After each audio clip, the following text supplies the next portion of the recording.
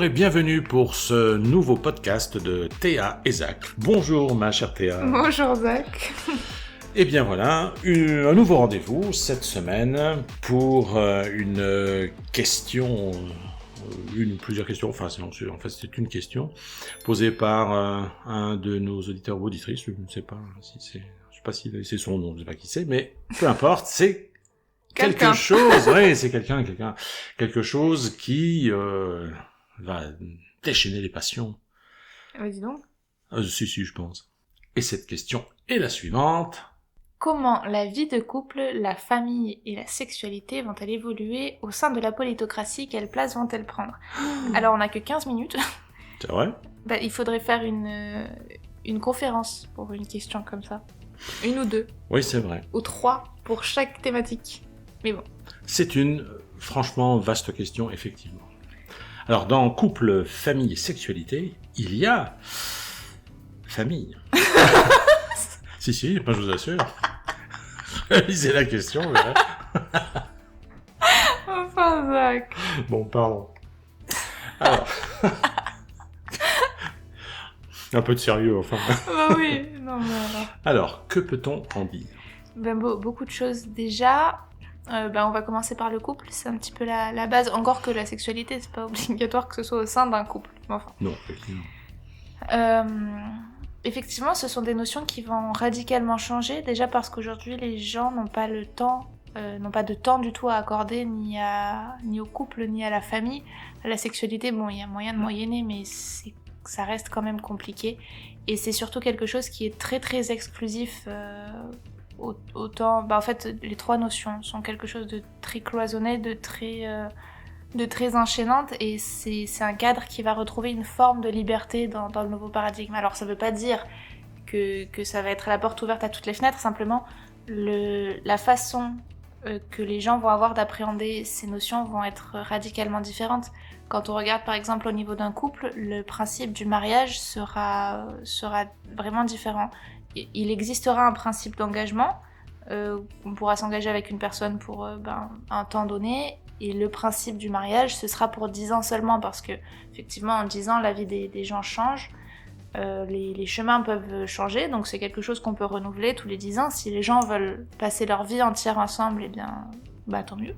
C'est vrai que la frontière des 7 ans, c'est une réalité. Hein. Oui, la frontière des 7 ans. Et la frontière des 7 ans est simplement due à un épuisement du principe de création dans les couples, un épuisement de l'entente dû au fait qu'ils ne font l'amour qu'ensemble. Alors, je fais très attention en disant ça, mais disons que dans le principe quand un couple a un rapport sexuel pour créer quelque chose, disons que c'est comme s'il échangeait entre lui des informations, il échangeait des possibilités de création de quelque chose, et au bout de 7 ans, s'il n'y a pas eu un renouvellement de ce capital informationnel, de ce capital d'énergie de création, le couple devient un peu stérile, et c'est là que les gens ont un peu envie d'aller voir ailleurs. Il existe un manifeste sur la méthodologie du plaisir, dans lequel c'est expliqué sur certaines pages aussi du site de l'Archimagistère. Ces notions-là sont expliquées. Est-ce qu'on peut télécharger le document, auquel cas on mettrait le... Oui. On peut, moi j'en sais, on peut. Il me semble qu'on peut, oui. Eh ben donc on mettra le lien. Le lien de téléchargement. Pour expliquer ça, parce que c'est quand même un petit peu complexe à expliquer juste en quelques mots, mais en gros c'est ça, les gens s'épuisent en étant exclusifs avec quelqu'un, alors qu'au sein d'un couple, ce qui est absolument nécessaire pour que le couple tienne, c'est l'exclusivité affective. C'est-à-dire que si nécessaire, on peut aller coucher avec quelqu'un d'autre, mais sans sentiment. Ce serait, en vulgarisant un peu j'espère que ça va passer ce que je vais dire sur YouTube, mais en vulgarisant un peu la situation, ce serait on baise avec qui on veut, mais on fait l'amour avec son ou sa partenaire légitime. Et la nuance est vraiment vraiment très importante, parce que dans la baise, entre guillemets, on retrouve pas cette notion d'affectif, tandis que dans le fait de faire l'amour, là c'est puissamment affectif, et c'est ça qui détruit un couple. C'est pour ça que les gens se trompent entre eux, c'est parce qu'ils vont voir ailleurs, et en plus de ça il y a des sentiments avec la personne avec qui ils vont en dehors de leur couple, et c'est ça qui peut facilement briser les couples. Donc si on sort de ces notions-là, et si on évolue dans le cadre de quelque chose que les gens connaissent, sur lequel ils sont enseignés, bon bah ce sera quelque chose qui sera tout à fait normal. Donc, en fait, parce que là, vous êtes en train de bousculer l'establishment au niveau... La norme morale qui est censée tenir l'humain dans la voie juste, disons, la voie droite. Ouais, bon, peu importe. Enfin, disons que, en fait, ce que vous dites, c'est que dans un rapport humain, intime, avec une personne, donc de sexe opposé pour former un couple, il y a...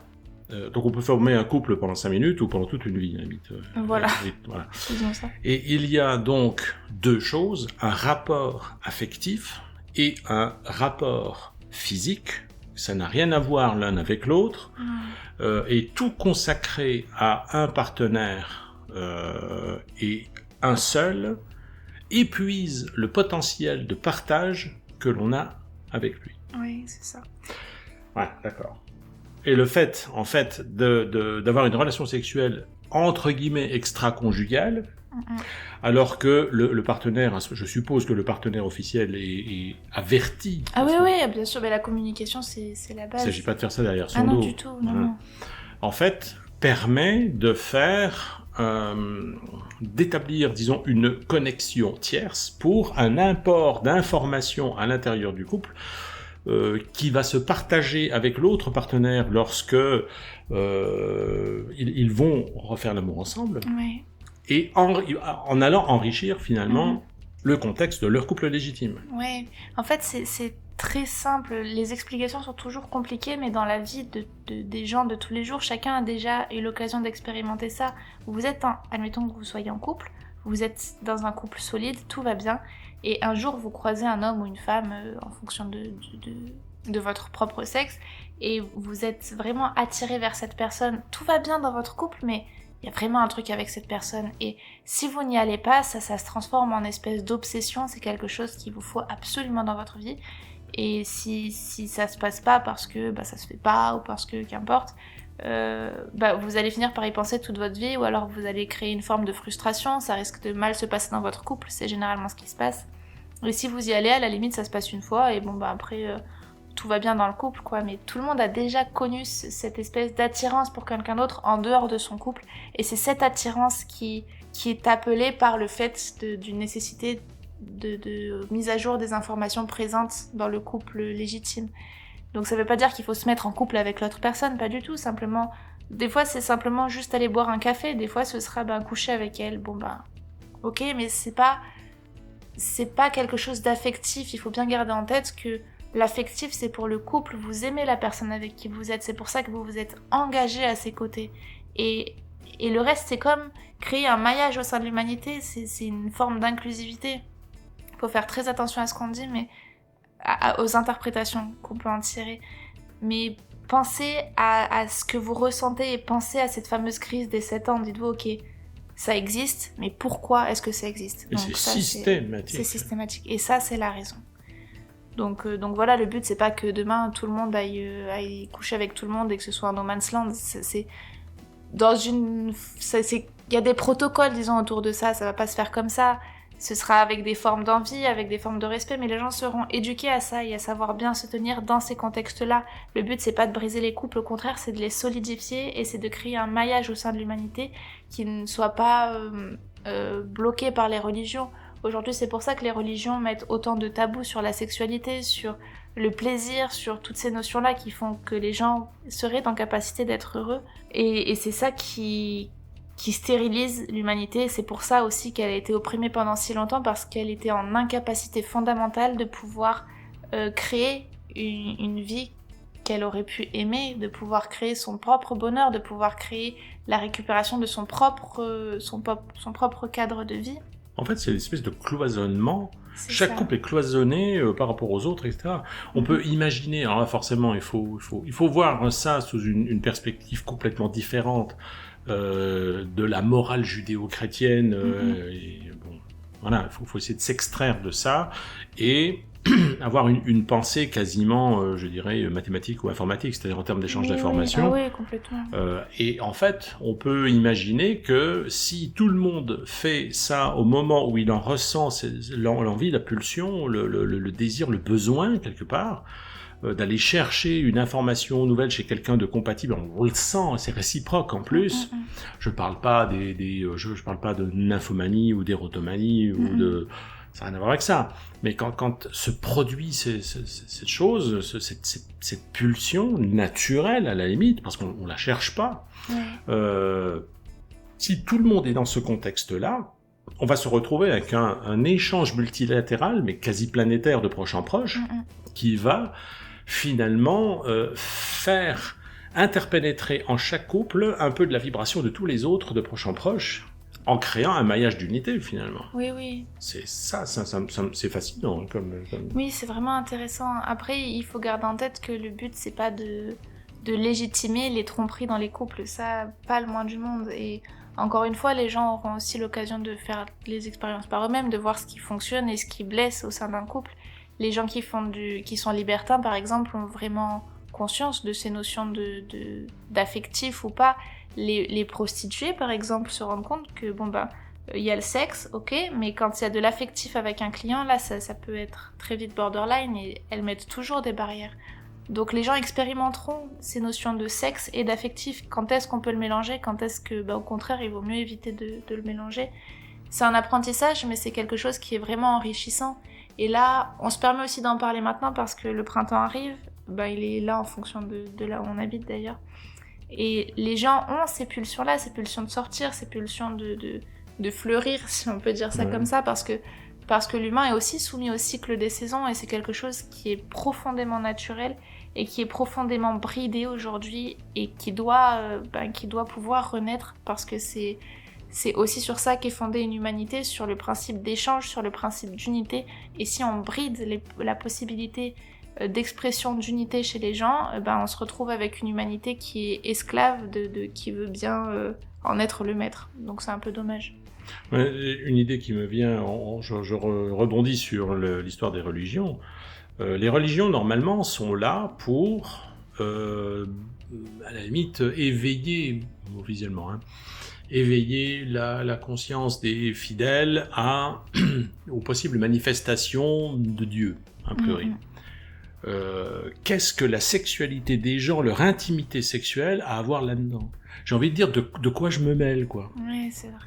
Parce que si on fait l'amour avec quelqu'un, on ne regarde pas le contexte. Un être humain de polarité fait une relation sexuelle avec sa polarité complémentaire.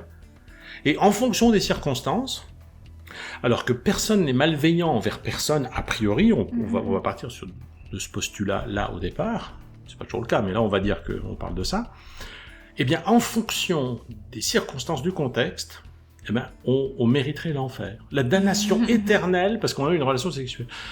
Ça me paraît abusé quand même.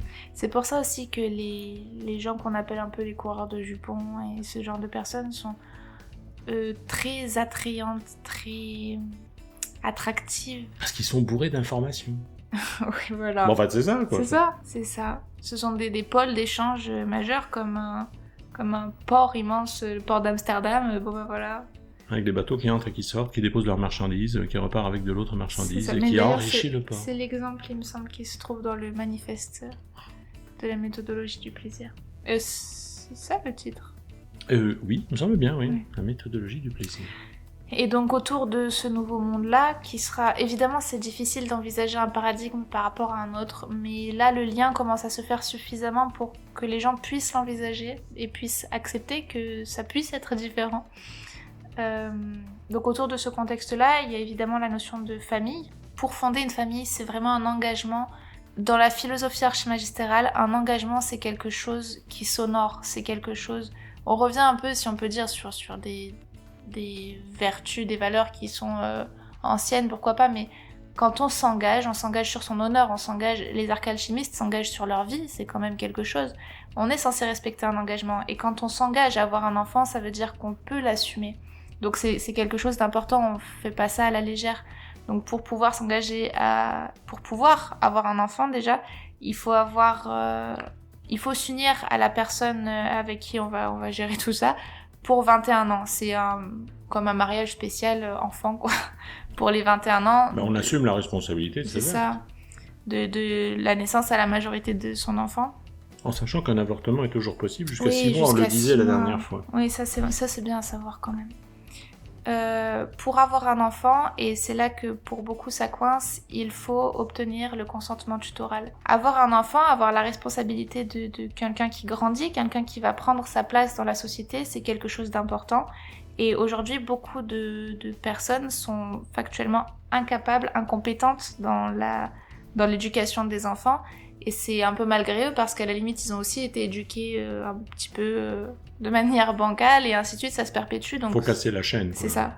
Donc, pour avoir un enfant, il faut demander l'autorisation. Une fois qu'on a l'autorisation, on peut se lancer, il n'y a pas de souci. Si les gens ont des enfants sans avoir demandé l'autorisation, et en étant dans une situation vraiment borderline, les enfants seront automatiquement récupérés et placés dans des commanderies, donc sous la responsabilité de la chevalerie de la garde, sous la responsabilité aussi, la tutelle de la guilde jaune. Donc ce sera... La guilde jaune des serviteurs. La guilde jaune des serviteurs, oui, c'est bien de le noter. Donc ils recevront une éducation qui sera vraiment droite, qui sera digne, qui sera honorable, et ce sera pas comme... Et inspirante, effectivement. Ce sera pas comme c'est aujourd'hui où les enfants sont un peu livrés à eux-mêmes, non. Ce sera pas la DAS. Ah non, les enfants qui sont orphelins, si on peut dire comme ça, seront vraiment choyés, à la limite, ils pourront être fiers, dire bah, moi je suis orphelin, mon éducation elle est clean, ça file droit, quoi. Mais voilà, c'est quand même important. Avoir des enfants, c'est une responsabilité, donc il faut être droit dans ses bottes, il faut être droit dans son couple, il faut savoir à quoi on s'engage, et il faut faire honneur à son engagement et faire honneur aussi à l'enfant qu'on va éduquer, parce que on lui donne les clés pour devenir adulte.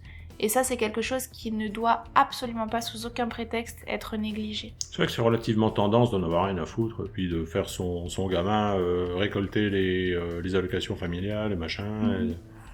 Bon, c'est même vrai sans que parler de ça, c'est à la mode d'avoir des enfants. C'est à la mode, ouais. Oui, et puis oui, on a déjà discuté de cette question, me semble-t-il, dans un podcast très antérieur, où vous disiez que les couples qui étaient qui avaient déjà des enfants, disaient bah alors quand est-ce que vous lancez le premier? Il y a une espèce de pression sociale autour de ça. Il faut avoir des enfants, d'autant plus que en plus certaines femmes ne se reconnaissent en tant que femmes que si elles ont des enfants. Elles ont des enfants, sinon ce sont des sous-femmes. Enfin non, c'est incroyable. En fait, c'est une mentalité qui est à revoir de A à Z, en fait. Oui. Mais ça, je pense que ça se fera naturellement. Par contre, il y a une question qui me vient dans toute cette histoire, c'est qui va décider qu'un couple est légitime ou a les bases suffisantes pour assurer l'éducation correcte d'un enfant? Les prétories. Ah. Les instruments de la justice. Fiche en l'occurrence. Oui, mais c'est nécessaire, on peut pas demander... C'est comme demander à un enfant, la comparaison est délicate, mais enfin, demander à un enfant aujourd'hui de se gérer tout seul. Bon bah bonne chance, tu décides qui fait quoi dans la cour de récréation. C'est pas possible puisqu'il a pas toutes les cartes, il a pas les cartes d'un adulte. Et ben avec l'humanité, c'est pareil, dans certains cas, pas toujours, les gens peuvent se débrouiller tout seuls pour beaucoup de choses. Mais pour d'autres, comme ça, quand il n'y a pas l'expérience en rapport... Bon ben, la Prakanda Muka est là pour donner les clés, pour dire bon ben voilà, c'est ça qu'il faut faire, c'est ça qu'il faut pas faire, jusqu'à ce que les gens soient capables de le faire tout seuls. Et encore une fois, ça c'est, ou peut-être que c'est la première fois qu'on le dit ici, mais c'est vraiment important que les gens se rendent compte que la Prakanda Muka sera là pour accompagner et pour encadrer, disons, ce que les gens ne savent pas encore faire, jusqu'à ce qu'ils puissent le faire tout seuls et qu'elles se retirent petit à petit. Ça c'est quand même important à souligner. Il faut dire que les fiches de la Prakanda Muka appartiennent à un contexte de conscience qui n'a rien à voir avec l'humain, qui est quand même sacrément en avance. Et elles se mettent à la portée de l'humanité pour montrer le chemin de manière sûre, effectivement. Il n'y a pas de relation oppressive, c'est pas un dictateur en jupon qui va se présenter. Forcément, non. Enfin, ce sont des questions qui sont vraiment intéressantes. Et c'est là, je pense, dans ce genre de contexte, où l'on peut mesurer à quel point il est difficile de se projeter mentalement dans un paradigme futur, alors qu'on n'a pas encore quitté l'actuel. Oui. C'est extrêmement difficile de se faire une idée, parce que forcément, on prend les bases de référence connues, alors que là, on va se retrouver quasiment sur une autre planète, quoi. Ce sera la même, mais la mentalité sera aussi différente. Radicalement différente. Radicalement différente. C'est vrai que si les gens regardaient le prochain paradigme à partir d'ici, ils se diraient, oh, c'est un paradigme de partout. Pas du tout, ni de près, ni de loin, ni d'un côté, ni de l'autre. C'est absolument pas le cas. Il y aura beaucoup de respect, il y aura toujours beaucoup de dignité. Ce sera pas quelque chose qu'on pourrait comparer à une forme d'animalité où il y a une... Il n'y aura pas de promotion de la débauche. Non, c'est ça, un animal en chaleur et tout le monde lui saute dessus. C'est pas le but, ce sera dans un cadre et les gens seront habitués à ça, mais...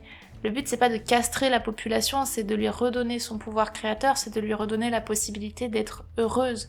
Et c'est vrai qu'aujourd'hui, si on va voir l'humanité et qu'on lui dit « Bon, alors j'ai un nouveau plan, ça te dirait d'être heureuse ?» L'humanité, elle se concerte avec elle-même et elle revient et dit « non.